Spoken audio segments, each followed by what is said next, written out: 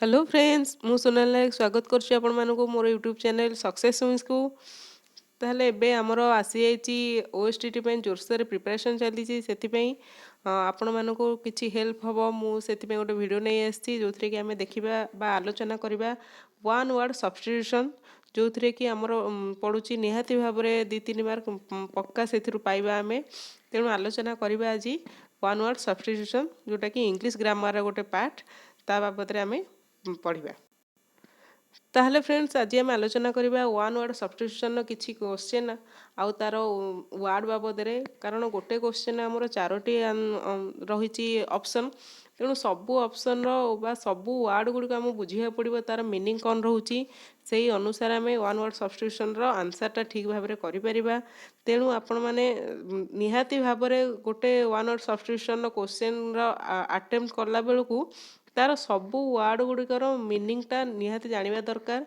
सेही अनुसार आम तार आंसरटा लिखिले ही आमको स्कोरटा ठीक भाव में मिल पार तेणु आपण मानक अनुरोध भिडियोटी को शेष पर्यंत निश्चित भाव में देखिए आदि भिडियोटी आपको भल लगी था तेज लाइक करने को जमा भूलें शेयर करने को जमा भी भूलें नहीं एवं नूतन करी आम साइट को देखा मो चैनल को विजिट करुवा जो मैंने विजिट कर निश्चित भाव चैनल को सब्सक्राइब करेंगे जहाँफल कि आहरी नुआ नुआ भिडियो माने भिडियो जहाँ भी मुझे अपलोड करी आपण मैंने ताहा देखिपारे और बेल आइकन टी निहाती भाव में दबाइबे जहाँफल कि आपण मैंने जो भिडियो गुड़िक नुआ भाव में अपलोड है तार नोटिफिकेशन आग पाइपर ताले एबे आमे आलोचना करिबा हमर जो रहिछि प्रथम question something no longer in use जोटा कि हमर बहुत दिन है जोटा कि हमर प्रचलित होना बहुत दिन है अप्रचलित होकर रही ताले something no longer in use ताकू तार देखिबा हमर कौन कौन ऑप्शन रही प्रथम ऑप्शन रही ऑब्ड्यूरेट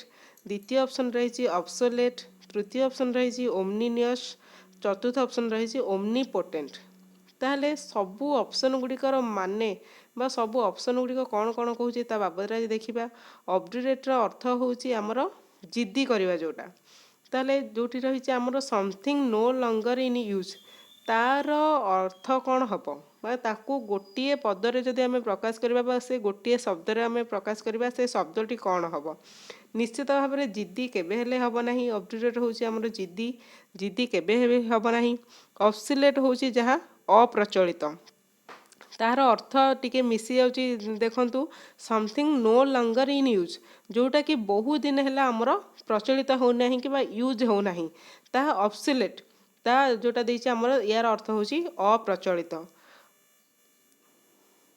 तापर रही ओमनियस ओमनियस अर्थ होची आमर जोटा कि आम कहती अशुभ जोटा शुभ अशुभ आम लगी रही अशुभटा को आम ओमनियस कहवा ओमनीपोटेंट होती सर्वशक्तिमान जोटा कि आम ईश्वर को कहते ओमनीपोटेंट ताहले एठी आमर आंसर हम निश्चित भाव में something no longer in use तार आंसर होची आमर बी ताहले एठी आमर बी टी हम आंसर होची बी तापर देखिबा नेक्स्ट क्वेश्चन होची आमर 2 number question the art of creating and arranging dances the art of creating and arranging dances मान नृत्य कर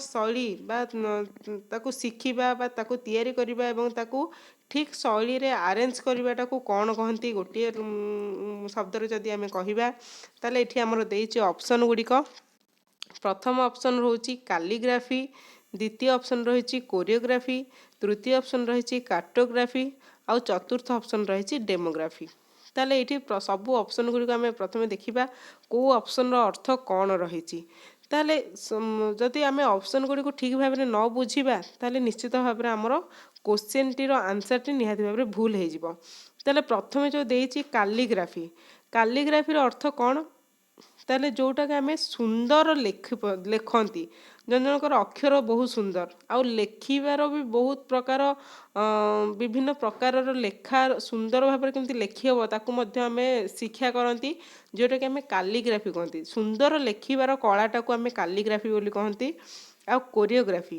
जोटा कि समस्ते जानते आमर नृत्य करबा बा नाच करिवार विभिन्न शैली को जे शिक्षा दे था कोरियोग्राफर कह जाए आ से शिक्षाटा को कह जाए कोरियोग्राफी कार्टोग्राफी गोटे रही कार्टोग्राफीटा निहाती भाव में आम जानी जोटा मैप आम तैयारी कर विभिन्न प्रकार मानचित्र जो तैयारी कर संबंधी से आम कहते कार्टोग्राफी आ जी मैप तैयारी करती कहुए कार्टोग्राफर। तापर आम डेमोग्राफी डेमोग्राफी आम जानी निश्चित भाव में जो आमर स्टडी ऑफ पॉपुलेशन जनगणना कर शिक्षाटा को आम कहती डेमोग्राफी। तेणु ये भितर आमर कोटा ठीक आंसर हम ताहले आमर ये ठीक आंसर होची बी जोटा आमर कोरियोग्राफी। ताहले देखिए तापर नेक्स्ट क्वेश्चन 3 नंबर क्वेश्चन रही full of criticism and mockery.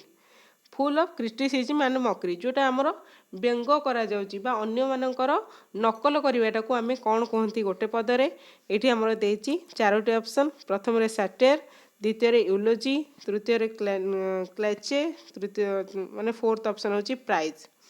ताले कौनटा हम आमर ये भितर सैटायर अच्छी, यूलोजी अच्छी, क्लेचे अच्छी, प्राइज अच्छी। ताले 4टा ऑप्शन भितर आमर कोटा ठीक हम ताले देखिबा सबु ऑप्शन गुड़िकर अर्थ कौन। ताले ये प्रथम ऑप्शन सैटायर होची तो आमर व्यंग निश्चित भाव में। यूलोजी होची आमर प्रशंसा भाषण माने जड़े तो कौन प्रकार जो आमर भाषण मार्चंट जदि से जनकर प्रशंसा करा जाय थाए से प्रशंसा भाषणटी को आम कहवा यूलोजी। ताले प्रेज मान भी तो से प्रशंसा ही होची यूलोजी और प्रेज ये दुटा आमर सिनोनिम हो जाती। ताले एटा यूलोजी होची प्रशंसा भावना, प्रेज मान होची मध्य प्रशंसा। ताले क्लैच क्लैच होची माने से गोटे फ्रेज मान बाबद आम कह जाए गोटे फ्रेज सेटा रही। ताले एठी आमर होची आंसर हम निश्चित भाव में full of criticism and mockery होची सैटायर माने आंसर होची ए। तापर नेक्स्ट क्वेश्चन देखिबा ए वायोलेंट विंडस्टॉर्म गोटे बहुत बड़ झड़ बा झड़ बतास जो कहती से झड़टा को आम प्रबल मात्रा जो झड़ हुए बड़ धरणर जो झड़ बतास रही आम वन वर्ड रे कौन कहवा। ताले ये देती 4टी ऑप्शन। नंबर 1 हूँ ड्रॉप बा ए रोचे ड्रॉप, 2 रे हूँ टेम्परेट, 3 रे हूँ टेम्पेस्ट, 4 हूँ ड्रॉप। ताले ये 4टी एक ऑप्शन कोटा ठीक हम। प्रथम आम रोचे ड्रॉप जोटा कि आमर कहती अकाल पड़ा जो आमर दुर्भिक्ष जो कहती अकाल हो अकाल आसला से हूँ ड्रॉप। टेम्परेट हूँ आमर नातिशीतोष्ण बा नातिशीतोष्ण जो बेसी गरम नुहे कि बेसी शीत नुहे से आम कह टेम्परेट। टेम्पेस्ट हूँ आमर प्रबल झड़, टेम्पेस्ट हूँ आमर प्रबल झड़। आ ड्रॉप हूँ आमर गोटे हूँ जो गोटे हाल्का पवन गोटे आसो गोटे सर नली भीतर गोटे पवन झलका आसे जो ठंडा पवन से ड्रॉप कहुए। ताले ये आमर आंसर हूँ आमर टेम्पेस्ट। ताले ये 3 नंबर हूँ 4 नंबर हूँ सी। तापर देखिए नेक्स्ट क्वेश्चन नंबर 5। नंबर 5 रोचे identification with another persons feelings. ताहले जनकर फीलिंग्स गोटे पर्सन रो फीलिंग्स को आम जदि ताकू निरूपण करवा आइडेंटिफाई करवा ताहले ताकू आम कौन कहवा। ये 4टी ऑप्शन रही। ए रोचे इम्पाथी, बी रे चैरिटी, सी रे ह्यूमैनिटी, डी रे होची एंटीपैथी। ताले इम्पाथीटा कौन। इम्पाथी होची आमर समानुभूति। ताले जनक प्रति आम सहानुभूति देखा समानुभूति देखा से आम इम्पाथी कहवा। सिंपाथी इम्पाथी ताले इम्पाथी हूँ आमर समानुभूति। आउ तापर होची चैरिटी। चैरिटी हूँ तो आम जानी विभिन्न प्रकार ऑर्गेनाइजेशन अच्छी जो मैंने आम डोनेट कर लोक मानक साहाय्य करूँगा को आम कहती चैरिटी। ह्यूमैनिटी हूँ आमर मानविकता जोटा कहती लोक मान मध्य आम अन्य मानक साहाय्य करूँ मानविकता देखा जो मान निराश्रय व्यक्ति मानक आम साहाय्य करूँ मानविकता देखा से ह्यूमैनिटी से रही आमर ये हूँ आमर ह्यूमैनिटी मानविकता। एंटीपैथी हूँ फिलिंग्स ऑफ डिसलाइक बा घृणा करिया जोटा सेटा को आम एंटीपैथी कहवा। ताले एठी आमर हूँ गोटे लोकर फिलिंग्स को आम चिन्हिबा गोटे लोकर फिलिंग्स को आम जानिबा बा आइडेंटिफिकेशन करबा ताको आम कहबा। ताले एठी आंसर हूँ इम्पाथी। ठीक आंसर हम आमर इम्पाथी। ताले 5 नंबर आंसर हूँ ए। नेक्स्ट क्वेश्चन देखिबा नंबर 6। नंबर 6 रे हूँ a book that contains informations on various subjects. ताले गोटे बही जे कि अनेक गुड़िए सब्जेक्ट रो इनफॉरमेशन रखी थाए ताको आमे कौन कहबा। ताले प्रथम ऑप्शन रही मैगजीन, 2 रे रही गाइड, 3 रही ओमनिबस, 4 रे रही एनसाइक्लोपीडिया। ताले ये जानी होउथिबो निश्चित भाव में ତାହେଲେ ଆକୁ କ'ଣ କହିବା? ମ୍ୟାଗାଜିନ୍। ତାହେଲେ ବିଭିନ୍ନ ପ୍ରକାର ରହିଛି, ମ୍ୟାଗାଜିନ୍ ବି ଆମେ କହିପାରିବା, ତାପରେ ଗାଇଡ଼ ବି ରହିଛି, ଓମନିବସ୍ ବି ରହିଛି, ଏନସାଇକ୍ଲୋପିଡ଼ିଆ ରହିଛି। ତାହେଲେ ଯେଉଁ ବହିଟା ବିଭିନ୍ନ ପ୍ରକାର ଇନଫର୍ମେସନ୍ ରହିଛି ତାହେଲେ ତାକୁ ଆମେ କ'ଣ କହିବା? ଏନସାଇକ୍ଲୋପିଡ଼ିଆ। କାରଣ ମ୍ୟାଗାଜିନ୍ ହେଉଛି, ମ୍ୟାଗାଜିନ୍ ଅର୍ଥ ହେଉଛି ଆମର ପିରିୟଡ଼ିକ୍ ଆର୍ଟିକିଲ୍, ମାନେ କିଛି ଆମର ସାପ୍ତାହିକ ରହୁଛି କି 15 ଦିନର ଗୋଟେ ବହି ଆସୁଛି କି ଗୋଟେ ଆମର ଗୋଟେ ମାସର ବହି ଆସୁଛି। ଧର ଆମେ ଗୋଟେ ଧର ଆମେ କହିବା ଗୋଟେ ମନ୍ଥଲି ମ୍ୟାଗାଜିନ୍ ଯେଉଁଟା ସେ ମାସରେ ଯାହା ଯାହା ହେଇଛି ସେଇ ମ୍ୟାଗାଜିନ୍ ବା ସେଇ ବହିରେ ସେଇଟା ସେ ସବୁ ଲିପିବଦ୍ଧ ହେଇକି ରହିଥାଏ, ବା ସେଇ ସେଇଟାକୁ ଆମେ କହିବା ମନ୍ଥଲି ମ୍ୟାଗାଜିନ୍। ୱିକଲି ମ୍ୟାଗାଜିନ୍ ଆସୁଛି, ଡେଲି ମ୍ୟାଗାଜିନ୍ ଆସୁଛି, ତାହେଲେ ସେଗୁଡ଼ାକ ହେଉଛି କିଛି ସମୟର ବା କିଛି ଡ୍ୟୁରେସନ୍ର ଘଟଣା ସବୁ ସେଥିରେ ଆସିଥାଏ ପ୍ରିଣ୍ଟ ହେଇକି। ତାହେଲେ ଗାଇଡ଼ ହେଉଛି, ଗାଇଡ଼ ମଧ୍ୟ ଗୋଟେ ବହି, କିନ୍ତୁ ସେଥିରେ ଆମର ସବୁ ପ୍ରକାର ଇନଫର୍ମେସନ୍ ରହିପାରିବନି, କିଛି ନିର୍ଦ୍ଦିଷ୍ଟ ପ୍ରକାର ରହିଥାଏ। ଓମନିବସ୍ ହେଉଛି ମଧ୍ୟ ସବୁ କିଛି ସଂଗ୍ରହ କରିବ, ସର୍ବ ସଂଗ୍ରହ କରିକି ଆମର ସେ ରହିଛି ଗୋଟେ ବହି ବା ରହିଛି। ଯେମିତି ଆମର ଗୋଟେ ବସ୍ରେ ବିଭିନ୍ନ ପ୍ରକାର ଯାତ୍ରୀ ଯାଉଛନ୍ତି, ତେଣୁ ଆମେ ଓମନି ବସ୍ଟାକୁ ମଧ୍ୟ ଗୋଟେ ଓମନି ବସ୍ ବୋଲି କହିପାରିବା, ସେଠି ସବୁ କିଛି ସଂଗ୍ରହ ହେଇକି ଯାଇଥାଏ। ତାହେଲେ ଏଠି ଆମର ଯିଏକି ସବୁ ପ୍ରକାର ସବଜେକ୍ଟ ଉପରେ ବା ସବୁ ପ୍ରକାର ସବଜେକ୍ଟର କଣ୍ଟେଣ୍ଟ ଉପରେ ଯେ ଇନଫର୍ମେସନ୍ ରଖିଥାଏ ତାକୁ ଆମେ କହିବା ଏନସାଇକ୍ଲୋପିଡ଼ିଆ। ତାହେଲେ ଏଠି ଆମର 6 ନମ୍ବରର ଆନ୍ସର ହେବ ଡି। ତାପରେ ନେକ୍ସଟ କ୍ୱେଶ୍ଚନ୍ ଦେଖିବା। A person claiming to be superior in culture and intellect to other। ତାହେଲେ 7 ନମ୍ବର ହେଉଛି ଆମର ଏ ପର୍ସନ୍, ମାନେ ଗୋଟେ ବ୍ୟକ୍ତି ତାହେଲେ ଯିଏ ସବୁ ପରିସ୍ଥିତିରେ ବା ସବୁ କଲଚର ହେଉ, ସବୁ ଯେକୌଣସି କଲଚର ହେଉ, ସବୁ ଗମ୍ଭୀର ପରିସ୍ଥିତି ହେଉ, ଯେଉଁ ପରିସ୍ଥିତି ସହିତ ଯେଉଁ ଲୋକଟି ନିଜକୁ ଜଡ଼ିତ ରଖିଥାଏ ତାକୁ କ'ଣ କହନ୍ତି? ତାହେଲେ ସେଇ ବ୍ୟକ୍ତିଙ୍କୁ କ'ଣ କହନ୍ତି? ନମ୍ବର 1 ଦେଇଛି ଇଲାଇଟ୍, 2ରେ ଦେଇଛି ନୋବେଲ, 3ରେ ଦେଇଛି ହାଇବ୍ରୋ, 4ରେ ଦେଇଛି ପାଟ୍ରିସିଆନ୍। ତାହେଲେ ଇଲାଇଟ୍ କ'ଣ? ଇଲାଇଟ୍ ନିହାତି ଭାବରେ ଜଣେ ହେଉଛନ୍ତି ଯିଏ ଆମର ଗୋଟେ ସମ୍ଭ୍ରାନ୍ତ ସମାଜ, ଯେଉଁଟାକି ଆମେ କହନ୍ତି ଗୋଟେ ଧନିକ ଶ୍ରେଣୀର ସମାଜ, ସମ୍ଭ୍ରାନ୍ତ ସମାଜ, ସେମାନଙ୍କୁ ଗୋଟେ ଇଲାଇଟ୍ ସୋସାଇଟି ବୋଲି ସେମାନଙ୍କର କୁହାଯାଏ, ବା ସେମାନଙ୍କ ସୋସାଇଟିକୁ ଇଲାଇଟ୍ ବୋଲି କୁହାଯାଏ। ନୋବେଲ ହେଉଛନ୍ତି ମଧ୍ୟ ସେମିତି ଜଣେ ସମ୍ଭ୍ରାନ୍ତ ବ୍ୟକ୍ତି ବା ଜଣେ ମାନେ ଅତି ଉଚ୍ଚ ସ୍ତରର ବ୍ୟକ୍ତି, ତାଙ୍କୁ ଆମେ ନୋବେଲ ବୋଲି କହିପାରିବା। ହାଇବ୍ରୋ ହେଉଛି ଆମର ଜଣେ ଲୋକ ଯିଏକି ସବୁ ପରିସ୍ଥିତି ସହିତ ନିଜକୁ ଜଡ଼ିତ ରଖିଥାନ୍ତି ବା ଅତି ଗମ୍ଭୀର ପରିସ୍ଥିତି, ଅତି ଜଟିଳ ପରିସ୍ଥିତିରେ ସେ ଜଡ଼ିତ ଥାନ୍ତି, ତାଙ୍କୁ ଆମେ ହାଇବ୍ରୋ ବୋଲି କହିପାରିବା। ପାଟ୍ରିସିଆନ୍ ହେଉଛନ୍ତି ଆମର ମଧ୍ୟ ସେଇ ସମ୍ଭ୍ରାନ୍ତ ବ୍ୟକ୍ତି ଭାବରେ ଯିବେ ବା ସମ୍ଭ୍ରାନ୍ତ କ'ଣ ପର୍ସନ୍, ଯେଉଁମାନେ ଆମର ହାଇ ସୋସାଇଟି ପର୍ସନ୍, ସେମାନେ ମଧ୍ୟ ପାଟ୍ରିସିଆନ୍ କୁହାଯାଏ। ତାହେଲେ ଏଠି ଆମର ଯେଉଁ ସବୁ ପରିସ୍ଥିତିରେ ନିଜକୁ ଜଡ଼ିତ କରି ରଖିଥାନ୍ତି ତାଙ୍କୁ ଆମେ ହାଇବ୍ରୋ ବୋଲି କହିବା। ତାହେଲେ ଏଠି ଆମର ଦେଇଛି ହାଇବ୍ରୋ ୱାର୍ଡ଼ଟା ରହିଛି, ହାଇବ୍ରୋ ବୋଲି କହିବା। ତାହେଲେ ଏଠି ଆମର ଆନ୍ସର ହେଉଛି ସି। ତାହେଲେ ନେକ୍ସଟ କ୍ୱେଶ୍ଚନ୍ ଦେଖିବା। ଏ ହାର୍ସ ଚାଓଟିକ୍ ମିକ୍ସଚର ଅଫ୍ ସାଉଣ୍ଡସ୍। ତାହେଲେ ଗୋଟେ ହାର୍ସ ଚାଓଟିକ୍ ମିକ୍ସଚର, ହାର୍ସ ଚାଓଟିକ୍ ହେଉଛି ଆମର ଗୋଟେ କର୍କଶ ସ୍ୱର ଯେଉଁ ରହିଛି, ଆମର ବିଭିନ୍ନ ପ୍ରକାର ଶବ୍ଦ ସବୁ ରହିଛି, ବିଭିନ୍ନ ପ୍ରକାର ନଏଜ୍ ସବୁ ରହିଛି, ସେ ସାଉଣ୍ଡ ଭିତରେ ଅତି କର୍କଶ ସ୍ୱରକୁ ଆମେ କ'ଣ କହିବା? ଅନେକ ଗୁଡ଼ିଏ କର୍କଶ ସ୍ୱରର ମିଶ୍ରଣ, ତାକୁ ଆମେ କ'ଣ କହିବା?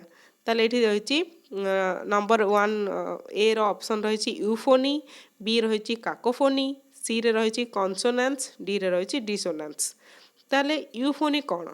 ୟୁଫୋନି ହେଉଛି ଆମର ଗୋଟେ କାନକୁ ଶୁଣିବାକୁ ଯେଉଁଟା ଆମକୁ ଭଲ ଲାଗିବ, ବହୁତ ମଧୁର ସ୍ୱରର ଗୀତ ହେଲା କିମ୍ବା କୌଣସି ଗୋଟେ ମ୍ୟୁଜିକ୍ ହେଲା ଯେଉଁଟାକି ଆମର ବେଶୀ ଲାଉଡ଼ ନଥିବ, ବେଶୀ କର୍କଶ ନଥିବ, ବେଶୀ ମାନେ ଅତି ଶ୍ରୁତି କଟୁ ହେଉନଥିବ, ଶ୍ରୁତି ମଧୁର ଯେଉଁଟା କହିବା, ଯେଉଁଟାକୁ ଆମକୁ ଶୁଣିବାକୁ ଭାରି ଭଲ ଲାଗେ, ତାକୁ ଆମେ ୟୁଫୋନି କହିବା। କାକୋଫୋନି ହେଉଛି ଯେଉଁଟାକି ଅତି କର୍କଶ ଶବ୍ଦ, ଅତି କର୍କଶ, ଯେଉଁଟାକୁ ଆମେ ଶୁଣିଲେ ଚିଡ଼ିଚିଡ଼ିଆ ଲାଗିବ, ଯେଉଁଟା ଶୁଣିଲେ ବିରକ୍ତି ଲାଗିବ, ତାକୁ ବନ୍ଦ କର, ଏ କର, ଏମିତି ଯେଉଁଟା କହନ୍ତି ସେଟାକୁ ଆମେ କାକୋଫୋନି ବୋଲି କହିବା। କନସୋନାନ୍ସ ହେଉଛି ଆମର ଏଗ୍ରିମେଣ୍ଟ ଯେଉଁଟା କହନ୍ତି, ସେଟାକୁ ଆମର କନସୋନାନ୍ସ କହିବା, ଏଗ୍ରିମେଣ୍ଟ କରିବା। ଡିସୋନାନ୍ସ ହେଉଛି ମାନେ ଡିସହାରମୋନି, ଯେଉଁଟାକି ଆମର ଯେଉଁଟା ଅତି ଅମଧୁର ଯେଉଁଟା କହିବା, ମାନେ ଗୋଟେ ହାରମୋନିରେ ନଥିବ, ଡିସହାରମୋନି। ତାହେଲେ ଏଠି ଆମର ହାର୍ସ ଚାଓଟିକ୍ ମିକ୍ସଚର ଅଫ୍ ସାଉଣ୍ଡଟାକୁ କହିବା କାକୋଫୋନି। ତାହେଲେ ଏଠି ଆମର एट्र आंसर होची बी। ताले नेक्स्ट क्वेश्चन देखिबा टू शो और स्टेट दैट समवन और something is not guilty of something. ताले जणको देखैबा बा ଜଣକୁ ଦେଖେଇବା ଯେ ସେଟା ମାନେ ଜଣେ ଗୋଟେ କଥା ପାଇଁ ବା ଗୋଟେ ଜିନିଷ ପାଇଁ ସେ କ'ଣ ନିଜେ ଗିଲ୍ଟି ଫିଲ୍ କରୁନି, ନିଜେ କ'ଣ ନିଜକୁ ସେଥିପାଇଁ ଅକ୍ଷମଣୀୟ ଯେଉଁ କହନ୍ତି, ଗିଲ୍ଟି ଯେଉଁ କହନ୍ତି, ସେଥିପାଇଁ ନିଜକୁ କେବେ ସେଟା ଭାବୁନି ଯେ ମୁଁ ସେଇ ଗୋଟେ କଥା ପାଇଁ ବା ଗୋଟେ ଜିନିଷ ପାଇଁ ନିଜକୁ ଗିଲ୍ଟି ଫିଲ୍ କରିବା। ତାହେଲେ ତାର ଅପସନ୍ ଗୁଡ଼ିକ ଦେଇଛି ଆମର ପ୍ରଥମେ ହେଉଛି ଏରେ ରହୁଛି ଭିଣ୍ଡିକେଟ୍, ଦ୍ୱିତୀୟ ରହୁଛି ଏସ୍କେପ୍, ତୃତୀୟରେ ରହୁଛି ଚାର୍ଜ, ଚତୁର୍ଥ ରହୁଛି ପାର୍ଡନ୍। ତାହେଲେ ଭିଣ୍ଡିକେଟ୍ କ'ଣ?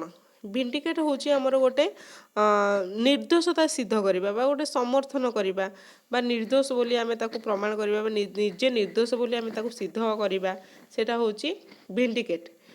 ତାପରେ ଏସ୍କେପ୍ ହେଉଛି ଆମର ବଞ୍ଚିଯିବା ବା ଗୋଟେ ଗୋଟେ ଦୁର୍ଘଟଣାରୁ ବା ଗୋଟେ କାରଣରୁ ଆମେ ବଞ୍ଚିଯିବା, ତାକୁ ଏବେ ଆମେ ଏସ୍କେପ୍ ହେଇଯିବା ବୋଲି କହିବା।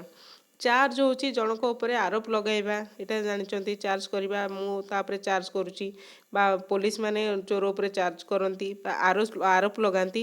ପାର୍ଡନ୍ ହେଉଛି ଆମେ ଏଇଟା ଜାଣିଛନ୍ତି ବା କ୍ଷମା କରିବା, ତାକୁ କୁହନ୍ତି ଆମ ପାର୍ଡନ୍। ତାହେଲେ ଯଦି ଆମେ ନିର୍ଦ୍ଦୋଷ ସାବ୍ୟସ୍ତ କରିବା ଦେଖିବା, ଯଦି ଜଣେ ଗୋଟେ ଗିଲ୍ଟି ଫିଲ୍ କରୁଛି ବା ନିଜକୁ ନିର୍ଦ୍ଦୋଷ ବୋଲି ପ୍ରମାଣିତ କରିବାକୁ ଚାହୁଁଛି, ତାହେଲେ ତାର ଆନ୍ସର ହେବ ଭିଣ୍ଡିକେଟ୍। ତାହେଲେ ଏଇଠି ଆମର 9 ନମ୍ବର ଆନ୍ସର ହେଉଛି ଏ ଭିଣ୍ଡିକେଟ୍। ତାପରେ ନେକ୍ସଟ ଦେଖିବା ନମ୍ବର 10 ए कंपनी और पर्सन दैट मेक्स और सेल्स स्वीट्स और चॉकलेट। ताले गोटे कंपनी बा कौन जड़े व्यक्ति जे मिठा बा मिठा तैयारी करी बिकती बा चॉकलेट तैयारी करी बिकती बा मिष्ठान जिनस तैयारी करी बिक्री करती, तांको आमे कौन कहती?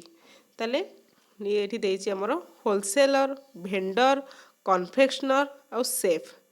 ताले होलसेलर कौन देखिबा? होलसेलर होचंती जे कि सबु समस्त प्रकार जिनस रखी थांती बा